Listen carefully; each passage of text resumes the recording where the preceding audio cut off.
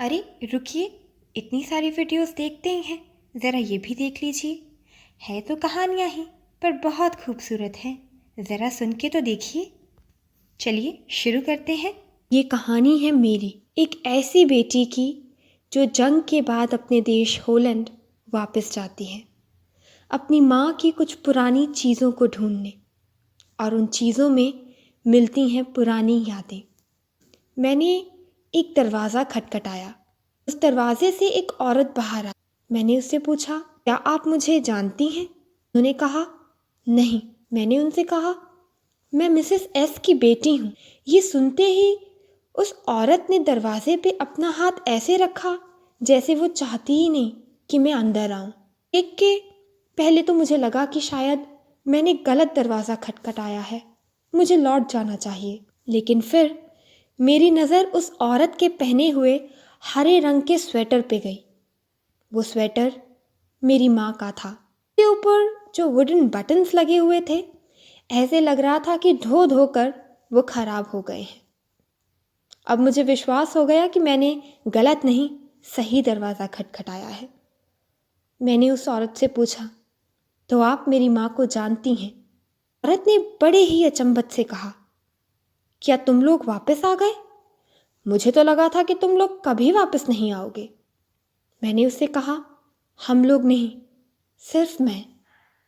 सिर्फ मैं वापस आई हूँ। उस औरत ने कहा, मुझे खेद है, मैं तुम्हारे लिए कुछ नहीं कर सकती। मैंने उससे कहा, मैं सिर्फ आपसे 2 मिनट बात करने आई हूँ इतनी दूर। उस औरत ने कहा, नहीं, मैं तुमसे कोई बात नहीं कर सकती। और ये कहते हुए उसने दरवाज़ा बंद कर दिया। मैं वहीं के वहीं खड़ी रही और उसके घर के बाहर लगी हुई नेम प्लेट को देखने लगी, जहाँ लिखा था मिसेस डॉर्लिंग, बड़े बड़े काले अक्षरों में, और साथ में लिखा था नंबर 46। मैं स्टेशन की तरफ वापस जाने लगी, और वापस जाते समय मैं अपनी माँ की यादों के बारे में सोचने लगी। मेरी माँ, जिन्होंने मुझे ये एड्रेस दिया था कई साल पहले, तब जब हमारे देश में अभी जंग के हालात बन रहे थे। मुझे आज भी याद है कि उस दिन मैं बहुत दिनों बाद घर पे आई थी, कुछ दिनों के लिए।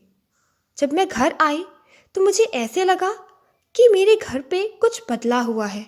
हमारे कमरों में बहुत सारी चीज़ें मिसिंग हैं। इस बारे में मैंने अपनी माँ से पूछा तो मेरी माँ ने कहा कि मुझे बहुत सरप्राइज़ है कि तुम ये सब चीज़ें भी नोटिस करती हो। उस समय मेरी माँ ने मुझे मिसेस डॉर्लिंग के बारे में बताया। मैंने पहले इनके बारे में कभी नहीं सुना था। मेरी माँ ने मुझे बताया कि ये उनकी पुरानी जानकार है। मेरी माँ और मिसेस डॉर्लिंग एक दूसरे को लंबे समय से जानते हैं। मेरी माँ ने मुझे बताया कि मिसेस डॉर्लिंग जब भी हमारे घर आती तो कुछ ना कुछ ले जाती। यहाँ तक कि हमारे घर के टेबल पे जितना भी सिल्वर का सामान लगा था वो वहाँ से सब ले गई।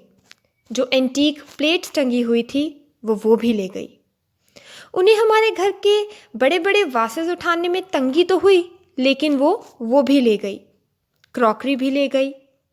मेरी माँ ने मुझे बताया कि वो ये सब इसलिए कर रही है क्योंकि वो हमारे घर की खूबसूरत चीज़ों को बचाना चाहती, और साथ ही अगर हमने यहाँ पर कुछ भी छोड़ा तो शायद हम अपना सब कुछ खो देंगे। ये सब सुनने के बाद मैंने अपनी माँ से पूछा कि क्या आप इसके लिए तैयार हो गई? क्या आप हमारी सब चीज़ें वो रखेंगी? तो मेरी माँ ने मुझसे कहा, हाँ बिल्कुल, क्योंकि ये ज़रूरी है हमारे लिए, और जो हमारी मदद करता है उसके बारे में इस तरह की बातें करना अच्छी बात नहीं होती। माँ के बारे में सोचते सोचते मैं कब स्टेशन पहुँच गई मुझे पता ही नहीं चला। ये स्टेशन, ये गलियाँ, ये घर, ये सब के सब पुरानी यादों से भरे हुए हैं। पर मैं इन यादों को दोबारा याद करके अपने आप को अपसेट नहीं करना चाहती। इसलिए मैंने अपने आप को आगे चलने से रोका और वापस पीछे मुड़ आई, और साथ ही ये सोचने लगी कि मेरी पहली मुलाकात मिसेस डॉर्लिंग से कैसे हुई। जिस दिन मेरी माँ ने मुझे मिसेस डॉर्लिंग के बारे में बताया उसी की अगली सुबह मैंने देखा कि मेरी माँ बाहर किसी को देख रही है। मेरी तरफ इशारा करते हुए मेरी माँ उस औरत को बता रही है कि ये मेरी बेटी है। पर वो औरत मेरी तरफ ज़्यादा ध्यान ना देते हुए बड़ा सा सूटकेस हमारे घर से उठा के बाहर ले जा रही है। उसे देखते हुए मैंने अपनी माँ से पूछा, क्या ये बहुत दूर रहती है? उस वक्त मेरी माँ ने मुझे बताया, ये मार्कॉनी स्ट्रीट नंबर 46 में रहती है। याद रखना। मुझे मेरी माँ की वो बात याद रही। मैं यहाँ नहीं आना चाहती थी क्योंकि मैं डरती थी। मैं डरती थी इस बात से कि कैसे मैं उन चीज़ों का आमना सामना करूँगी जो उस इंसान की हैं जो अब इस दुनिया में है ही नहीं। वो इंसान जो अब सिर्फ और सिर्फ पुराने डब्बों और अलमारियों में बंद है। जब कोई इंसान हमें छोड़ के चला जाता है तो हमारे लिए दुनिया फिर से नॉर्मल हो जाती है, लेकिन जो होल वो छोड़ के जाता है वो वैसे का वैसे ही रहता है। एक दिन ऐसे ही कहीं मेरे मन में एक पीड़ा सी उठी। जानने की इच्छा हुई, देखने की इच्छा हुई, छूने की इच्छा हुई, इसलिए मैं यहाँ आई। मेरी फर्स्ट मीटिंग मिसेस डॉर्लिंग से कुछ ज़्यादा यहाँ आने के बाद अच्छी तो नहीं रही, लेकिन फिर मैंने सोचा कि क्यों ना एक सेकंड ट्राई दिया जाए।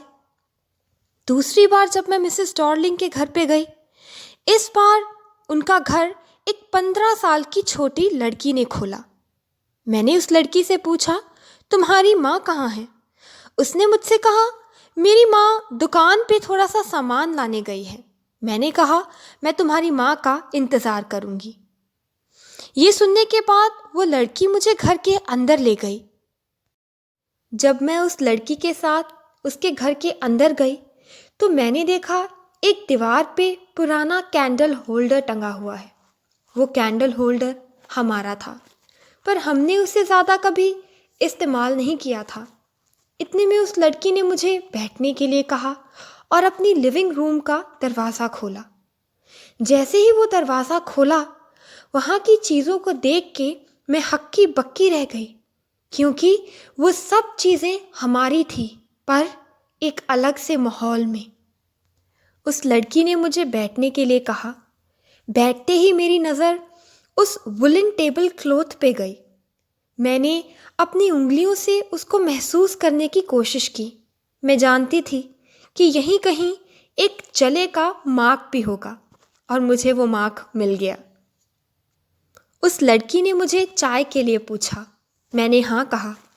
जिस पॉट से वो चाय डाल रही थी, उस पॉट के ढक्कन का गोल्ड कलर का बॉर्डर मुझे आज भी याद है।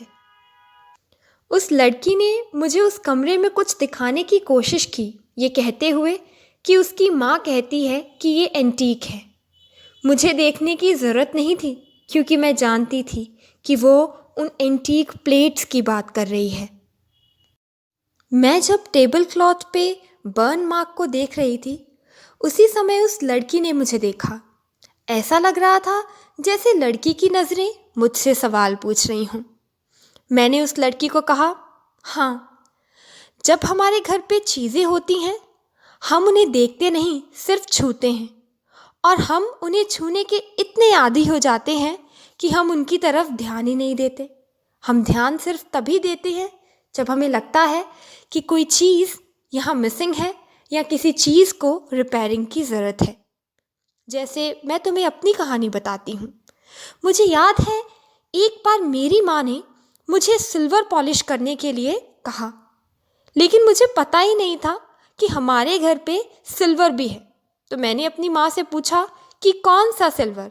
तो मेरी माँ ने मुझे कहा, हमारे घर में जो चम्मच हैं, जो फोक्स हैं और जो चाकू हैं, वो सब सिल्वर के हैं।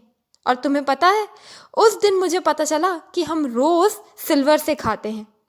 ये सुनकर वो लड़की हंसने लगी, और आगे से मैंने उस लड़की को कहा, क्या तुम जानती हो कि तुम किस चीज़ से खाती हो? उस लड़की को पता नहीं था। वो उठी ड्रॉर खोलने के लिए। जैसे वो ड्रॉर खोलने के लिए उठी, मैं भी वहाँ से उठ गई, क्योंकि मैं ट्रेन पकड़ने के लिए लेट हो रही थी। उसका हाथ अभी ड्रॉर पे ही था क्योंकि मैं उठ गई तो उसने मुझसे कहा, क्या आप माँ के लिए इंतज़ार नहीं करेंगी? मैंने कहा, नहीं, मेरी ट्रेन छूट जाएगी, मुझे जाना है। जैसे ही उस लड़की ने ड्रॉर खोला, मैंने वहाँ से बाहर जाने का दरवाज़ा खोला। जाते जाते मेरे कानों को वो खूबसूरत स्पून्स और फोक्स की आवाज़ें सुनाई दी, जो कई साल पहले मैंने सुनी थी। जाते वक्त आखिरी बार मैंने घर के बाहर लगी हुई नेम प्लेट को देखा, जिसके ऊपर लिखा था मार्कोनी स्ट्रीट नंबर 46। ये एड्रेस तो बिल्कुल सही था, लेकिन अब मुझे इसे याद नहीं रखना था, क्योंकि शायद कुछ चीज़ें हमारी यादों में इतनी खूबसूरत होती हैं कि उन्हें कुरेद कर हम उनकी खूबसूरती को कम कर देते हैं, और मैं अब वो नहीं करना चाहती थी। और मैंने इस एड्रेस को भूलने का तय किया, क्योंकि इस एड्रेस को भूलना बाकी कई चीज़ों को भूलने से काफ़ी आसान है। कहानी सुनने के लिए शुक्रिया। अच्छी लगी हो तो सब्सक्राइब कीजिएगा।